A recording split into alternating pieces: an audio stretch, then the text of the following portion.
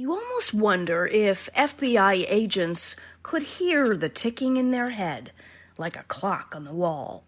Tick, tick, ticking away the seconds, minutes, and hours of the day until they would run out of time to solve one of Minnesota's greatest unsolved mysteries. It was the summer of 1977, and agents had just days to go before the statute of limitations ran out on the kidnapping of a wealthy Orono, Minnesota woman 5 years earlier. By July 27th of that year, if they didn't find the men who kidnapped Virginia Ginny Piper from her garden in 1972, they'd have to close the book on the case. Ginny was a member of the wealthy Piper family behind the investment firm Piper, Jaffray, and Hopwood.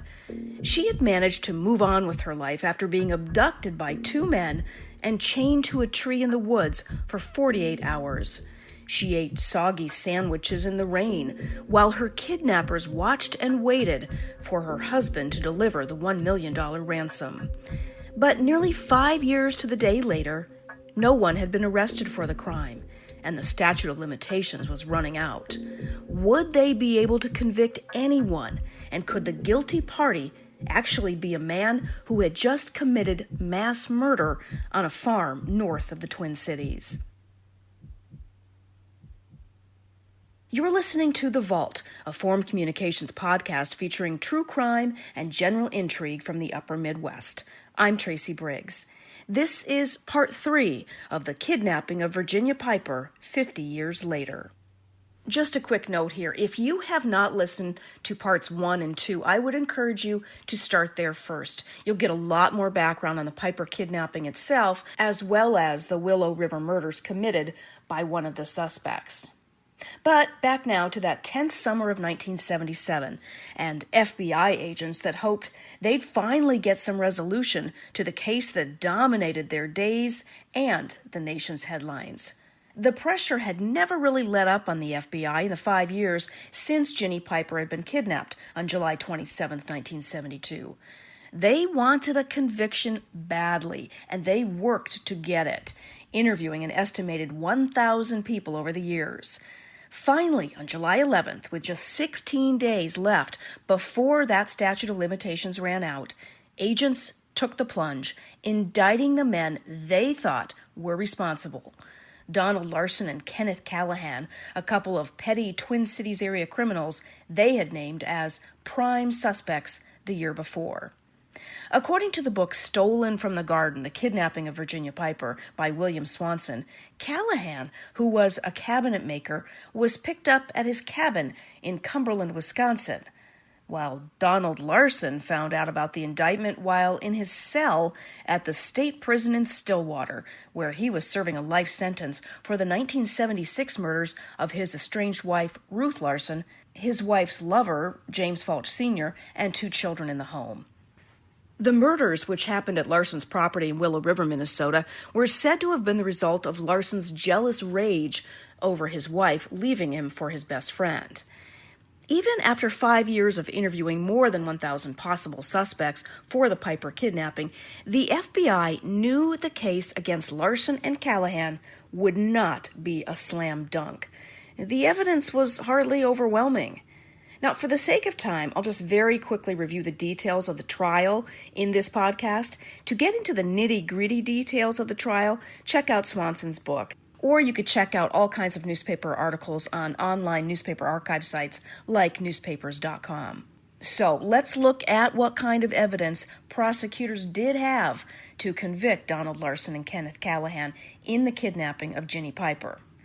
They had a partial fingerprint found on a ripped grocery bag in the kidnapper's car, which matched Larson's left pinky finger, and a 6-inch strand of reddish hair that prosecutors said microscopically resembled Callahan's hair. Callahan also looked a little bit like an artist's sketch of a man who had been seen passing ransom bills in 1974. Virginia Piper also testified that his voice was similar to the man who stayed back in the woods with her for those 2 days. The defense refuted the evidence as not reliable. The case really could have gone either way, but after 30 hours of deliberation, the federal jury convicted both men in the kidnapping. In a November 5th, 1977 story from the Star-Tribune, jurors said early on they were leaning toward acquittal. Juror Gail Frisbee of Rochester said, "I think we were voting with our hearts and not with the evidence. But in the end, there was just too much evidence to acquit." But the attorneys for Callahan and Larson, Bruce Hartigan and Ronald Meshbesher, appealed the conviction, and they were granted a new trial. According to Swanson, the second trial was even more complicated than the first, with 154 witnesses taking the stand. The defense pointed out that Callahan and Larson had been taken off that suspect list early on in 1972 and only put back on it when the statute of limitations was running out and the Bureau was desperate for a conviction of any kind. What about the fingerprint? Well, they pointed out that the first 3 times that fingerprint was tested, it didn't match Larson, but suddenly the 4th time it became a match. Hartigan called it, quote, "the fingerprint that lied," end quote. Additionally, the attorneys pointed out that Piper described one of her kidnappers as having an unusual eye condition where an opaque band surrounds the pupil. After looking into their eyes, Virginia Piper herself admitted that neither Callahan nor Larson's eyes looked like that. The defense also pointed out that while Piper thought Callahan's voice did sound similar to the man who guarded her in the woods, she was unable to identify Callahan in a lineup. The defense also addressed the most important issue of whether the FBI even had jurisdiction in the case, since it wasn't clear whether the kidnappers crossed state lines from Minnesota to Wisconsin and back to Minnesota, where they chained Piper to a tree at the Jay Cook State Park near Duluth. All of that evidence, or lack thereof, added up. After just 4 hours, the second jury came back with a verdict of not guilty, simply saying the government failed to prove its case. The case was closed. There would be no definitive answer to who kidnapped Virginia Piper. So, with that trial over, Larson went back to serve the rest of his life sentence for the Willow River murders back in Stillwater State Prison. Callahan tried to resume his life in Wisconsin, and the Piper family tried to recover from the tragic events of that weekend in late July 1972, and try to be content not getting the answers they so desperately wanted. In part 4 of The Kidnapping of Virginia Piper 50 years later, I'll talk to Piper's youngest son, David, who was in college when his mother was taken. He'll shed light on what that day was really like and how the family coped with the uncertainty. I'll also update you on what happened to the other players in the case. But before we close out this episode, let's try to figure out what we do know. Here is a look at some possible answers to 3 of the most asked questions in the kidnapping of Virginia Piper.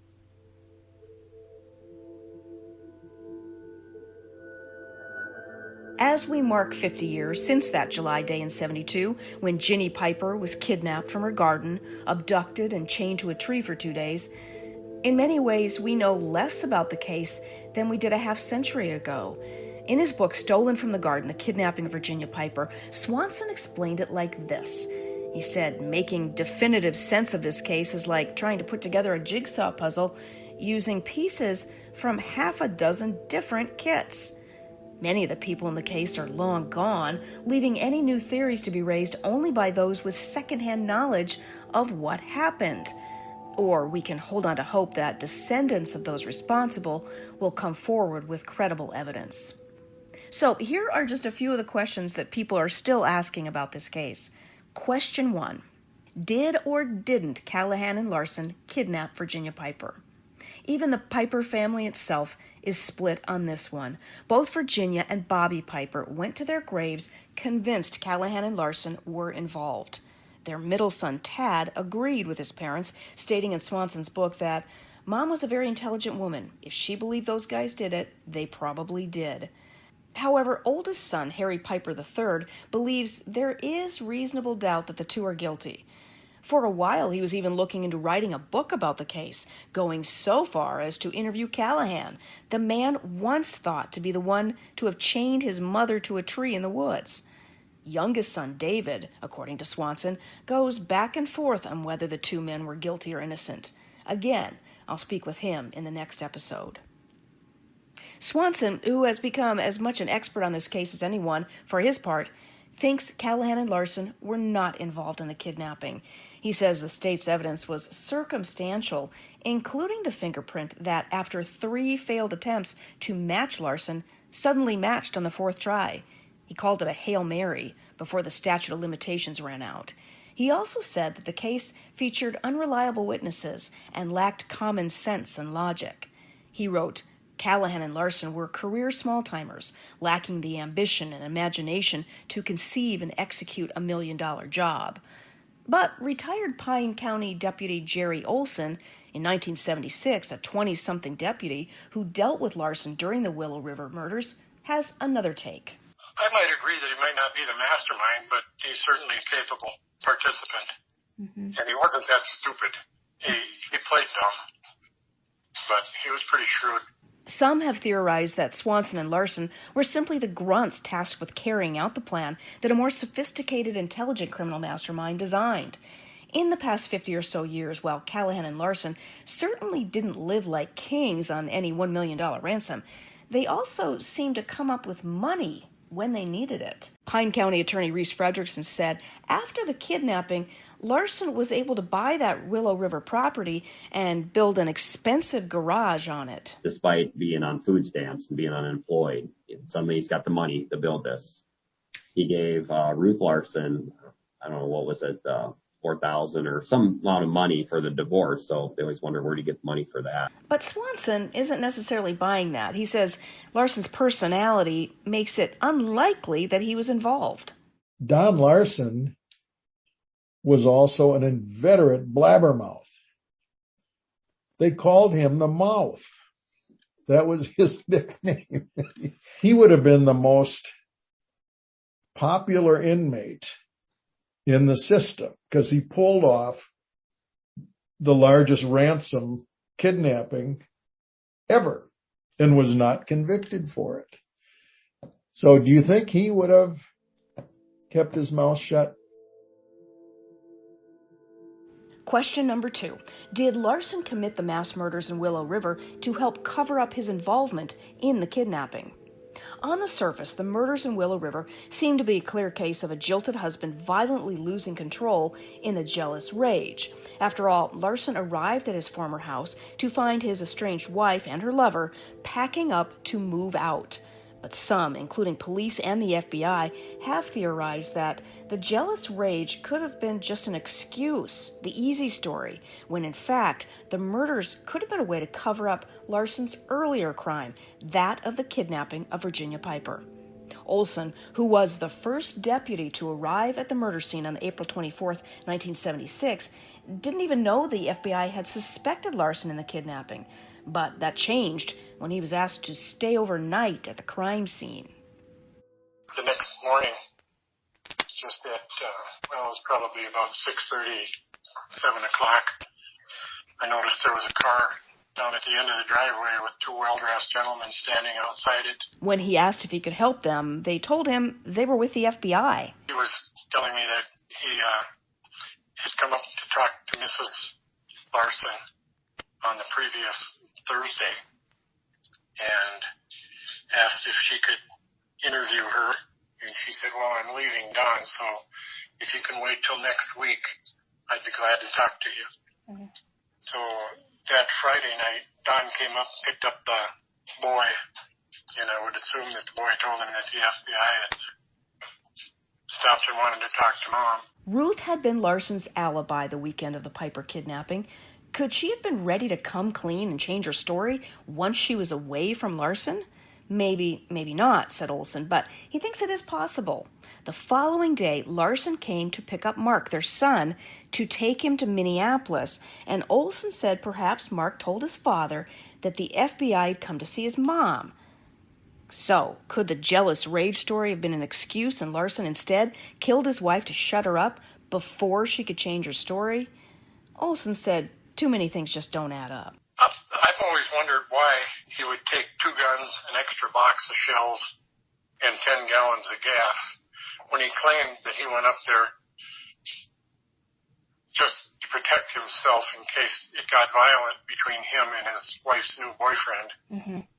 So, yeah, a lot of things like that, little things that just make me think his story was BS. But again, Swanson doesn't think that theory makes any sense. Even a dope like Don Larson is going to understand that 5 life sentences is a lot more to deal with than 20 years for kidnapping.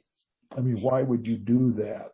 And this 5-year-old son apparently was the apple of his eye. I mean, it's just such a sad, ugly chapter. Question number 3. Where is that ransom money? It's literally the $1 million question. Make that the $996,000 question, as $4,000 of the ransom money was eventually recovered. Should would-be treasure hunters go to Willow River? If Larson was guilty, did he bury the money somewhere on that property? Or was it left at the park in Duluth where Ginny was held? Swanson says Larson hinted from prison that he knew exactly where that money was. He told one of the Piper's sons in a fairly long interview that at one point he was selling maps to where the money was buried, because he had maps of Jay Cook State Park, and he would sell one for an ice cream bar or for a ice cream cone or whatever kind of ice cream they were able to get in Stillwater prison. But nobody took him seriously, and it's just, people talk. These guys talk all the time. The prisons are full of people who couldn't keep their mouths shut, and by all accounts, Don Larson was one of those. There was no evidence of either one of them having any of this money. After the shootings at Don Larson's farm, which is a separate topic, as you know, mm-hmm. The FBI went up there with a bunch of diggers and tore up a big chunk of land there, thinking maybe they would find some money buried. Well, they didn't. They didn't find anything. Sergeant Olson says he also doesn't think there's any money up in Willow River. Well, the FBI had been up there with backhoes and basically tore the place apart looking for it, and they didn't find anything. Anything's possible, but I think it's pretty rare. Not very likely that it would be on that property, buried somewhere else. I don't know. Pine County Attorney Reese Fredrickson said he's been told by Larson's family members that he wasn't the kind of guy who would have buried something, but he probably would have put it in the rafters. Elderly person came up to me and she said that her theory or her viewpoint is that when the house was torn down, that's when whoever owned the property at the time got the money out of the house, and that's why it was torn down, because there's the rafters. Other theories suggest that whoever kidnapped and collected that ransom money spent it or laundered it through legitimate businesses years ago.